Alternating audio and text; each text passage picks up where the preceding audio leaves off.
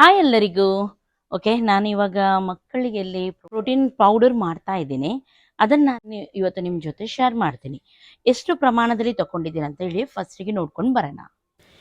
ಇಲ್ಲಿ ಫಸ್ಟಿಗೆ ಮಕ್ಕಣ ಅಂತ ಹೇಳ್ತೀವಿ, ಲೋಟಸ್ ಸೀಡ್ಸ್ ಕೂಡ ಹೇಳ್ತಾರೆ, ಮಾರ್ಕೆಟಲ್ಲಿ ನಿಮಗೆ ಸಿಗುತ್ತೆ. ಇದನ್ನು ನಾನು 30 ಗ್ರಾಮ್ಸ್ ಅಷ್ಟು ತಗೊಂಡಿದ್ದೀನಿ. ಓಕೆ, ನೆಕ್ಸ್ಟ್ ಇಲ್ಲಿ ಪಂಪ್ಕಿನ್ ಸೀಡ್ಸ್, ಸಿಹಿ ಕುಂಬಳಕಾಯಿ ಚೀನಿ ಅಂತ ಹೇಳ್ತಾರೆ ನೋಡಿ, 100 ಗ್ರಾಮ್ ಅಷ್ಟು ಅದನ್ನು ತಗೊಂಡಿದ್ದೀನಿ. ಸನ್ಫ್ಲವರ್ ಸೀಡ್ಸ್ ಅಂತ ಹೇಳ್ತಾರೆ ಇದಕ್ಕೆ, ಇದನ್ನು ಕೂಡ ನಾನು 100 ಗ್ರಾಮ್ ಅಷ್ಟು ತಗೊಂಡಿದ್ದೀನಿ. ಆಮೇಲೆ ಇದು ಫ್ಲಾಕ್ಸ್ ಸೀಡ್ಸ್ ಅಂತ ಹೇಳ್ತಾರೆ, ಇದನ್ನು ನಾನಿಲ್ಲಿ 200 ಗ್ರಾಮ್ ಅಷ್ಟು ತಗೊಂಡಿದ್ದೀನಿ. ಇವೆಲ್ಲವೂ ನಿಮಗೆ ಮಾರ್ಕೆಟಲ್ಲಿ ಸಿಗುತ್ತೆ. ನೆಕ್ಸ್ಟ್ ಇಲ್ಲಿ ಗೋಡಂಬಿ ತಗೊಂಡಿದ್ದೀನಿ, ಸ್ವಲ್ಪ ತಗೊಂಡ್ರೆ ಸಾಕು, 1 ಕಪ್ ಅಷ್ಟು.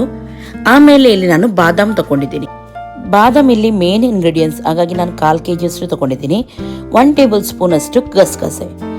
ಇಲ್ಲಿ ದಪ್ಪಾಗ್ಲಿಕ್ಕೆ ಎಷ್ಟಿದ್ರು ಮಾತ್ರ ಗಸಗಸೆ ಹಾಕಿ, ಕ್ಯಾಲ್ಸಿಯಂಗೆಲ್ಲ ನೀವು ತಗೊಳ್ಳೋದಾದ್ರೆ ಗಸಗಸೆಯನ್ನು ನೀವು ಕ್ಯಾನ್ಸಲ್ ಮಾಡಿದರೆ ಆಯಿತು. ಇವಾಗ ಇದನ್ನು ಒಂದೊಂದಾಗಿ ನಾವು ರೋಸ್ಟ್ ಮಾಡಬೇಕು. ಇದರಲ್ಲಿ ಕೆಲವು ಒಟ್ಟಿಗೆ ಹಾಕಿ ನಾವು ಮಾಡ್ಬೋದು, ಕೆಲವು ನಾವು ಸಪ್ರೇಟ್ ಆಗಿ ಮಾಡಬೇಕಾಗುತ್ತೆ. ಫಸ್ಟಿಗೆ ನಾನಿಲ್ಲಿ ಸನ್ಫ್ಲವರ್ ಇದು, ಪಂಪ್ಕಿನ್ ಹಾಗೂ ಫ್ಲೆಕ್ಸ್ ಸೀಡ್ಸ್ ಇಷ್ಟನ್ನು ಒಟ್ಟಿಗೆ ಹಾಕಿ ರೋಸ್ಟ್ ಮಾಡ್ತಾ ಇದ್ದೀನಿ. ಇದು ಒಟ್ಟಿಗೆ ರೋಸ್ಟ್ ಆಗುತ್ತೆ, ಇದಕ್ಕೇನು ಜಾಸ್ತಿ ಟೈಮ್ ಆಗಲ್ಲ. ಸ್ವಲ್ಪ ಇದನ್ನು ಈ ರೀತಿ ರೋಸ್ಟ್ ಮಾಡೋಣ. ಗ್ಯಾಸನ್ನು ಮೀಡಿಯಂ ಫ್ಲೇಮಲ್ಲಿ ಇಟ್ಟೇ ರೋಸ್ಟ್ ಮಾಡಿ, ಆವಾಗ ಎಲ್ಲನೂ ಈವನ್ ಆಗಿ ಆಗುತ್ತೆ. ಓಕೆ, ಇವಾಗ ಫ್ರೈ ಆಗ್ತಾ ಉಂಟು ನೋಡಿ, ಈ ರೀತಿ ಪಟ ಸೌಂಡ್ ಬರುತ್ತೆ.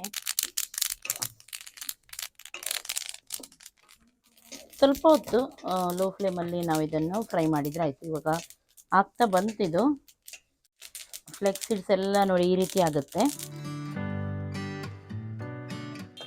ಓಕೆ, ಎಷ್ಟು ರೋಸ್ಟ್ ಆದರೆ ಸಾಕು, ತುಂಬ ಜಾಸ್ತಿ ಬೇಕಂತ ಇಲ್ಲ.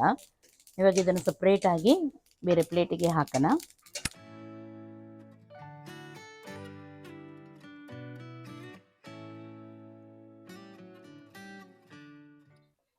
ಓಕೆ, ಇವಾಗ ಮಕ್ಕಳನ್ನ ಕೂಡ ಸ್ವಲ್ಪ ನಾವು ರೋಸ್ಟ್ ಮಾಡೋಣ, ಅವಾಗ ಹುಡಿ ಆಗಲಿಕ್ಕೆ ಈಸಿ ಆಗುತ್ತೆ.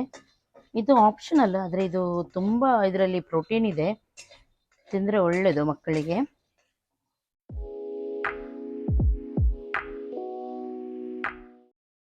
ಇವಾಗ ಬಾದಾಮ್ ಹಾಗೂ ಗೋಡಂಬಿಯನ್ನು ಹಾಕೋಣ.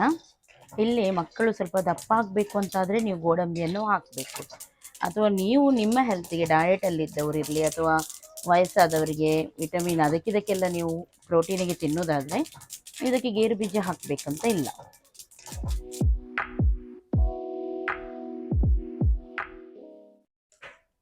ಇಲ್ಲಿ ಕಸಕಸ ಸ್ವಲ್ಪ ತಗೊಂಡಿದ್ದೀನಿ, ನಾನು ಹೇಳಿದೆ ನೋಡಿ, ದಪ್ಪ ಆಗಲಿಕ್ಕೆ ಬೇಕಿದ್ರೆ ಮಾತ್ರ ಮಕ್ಕಳಿಗೆ ಇದನ್ನು ಹಾಕಿ, ನೀವು ತಿನ್ನೋದಾದರೆ ಇದಕ್ಕೆ ಆ್ಯಡ್ ಮಾಡಬೇಕಂತ ಇಲ್ಲ ಇದನ್ನು.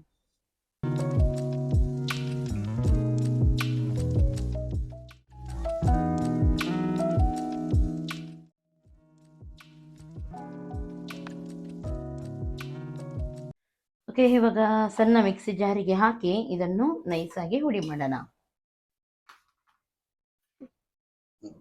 ಓಕೆ ನೋಡಿ, ಈ ರೀತಿ ಹುಡಿ ಮಾಡಿ ಹಾಕಿದರೆ ಆಯಿತು.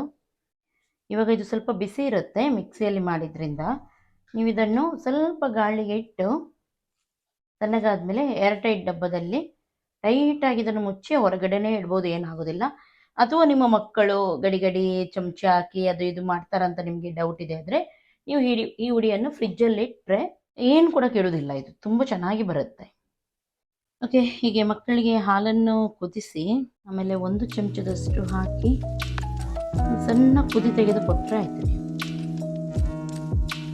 ನಿಮಗೆ ಎಕ್ಸ್ಟ್ರಾ ಫ್ಲೇವರ್ ಎಲ್ಲ ಬೇಕಿದ್ರೆ ಚಾಕ್ಲೇಟ್ ಪುಡಿ ಸಿಗುತ್ತೆ, ಅದನ್ನು ಕೂಡ ನೀವು ಹಾಕ್ಬೋದು, ಅಥವಾ ಚಾಕ್ಲೇಟ್ ಸಿರಪ್ ಕೂಡ ಇದಕ್ಕೆ ನೀವು ಆ್ಯಡ್ ಮಾಡ್ಬೋದು. ಇಲ್ಲಿ ನಾನು ಸಕ್ಕರೆ ಎಲ್ಲ ಏನೂ ಹಾಕಲಿಲ್ಲ, ನಿಮಗೆ ಬೇಕಿದ್ರೆ ನೀವು ಸ್ವಲ್ಪ ಸಕ್ಕರೆಯನ್ನು ಕೂಡ ಆ್ಯಡ್ ಮಾಡಿ. ಇವಾಗ 1 ಕುದಿ ಬರಲಿ, ಆಮೇಲೆ ಗ್ಯಾಸನ್ನು ಆಫ್ ಮಾಡಿದರೆ ಆಯಿತು. ಓಕೆ, ಇವಾಗ ಇಲ್ಲಿ ಕುದೀತಾ ಉಂಟು, ಗ್ಯಾಸನ್ನು ಆಫ್ ಮಾಡಿದರೆ ಆಯಿತು. ಓಕೆ, ಇವಾಗ ಇಲ್ಲಿ ಕುದೀತಾ ಉಂಟು, ಗ್ಯಾಸನ್ನು ಆಫ್ ಮಾಡಿದರೆ ಆಯಿತು.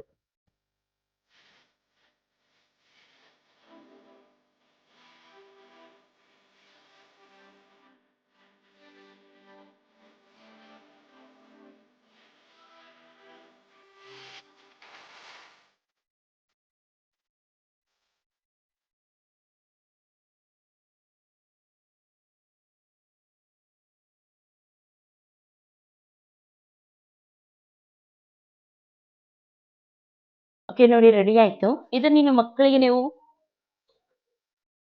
ಕುಡಿಲಿಕ್ಕೆ ಕೊಟ್ಟರೆ ಸಾಕು, ಚೆನ್ನಾಗಿರುತ್ತೆ.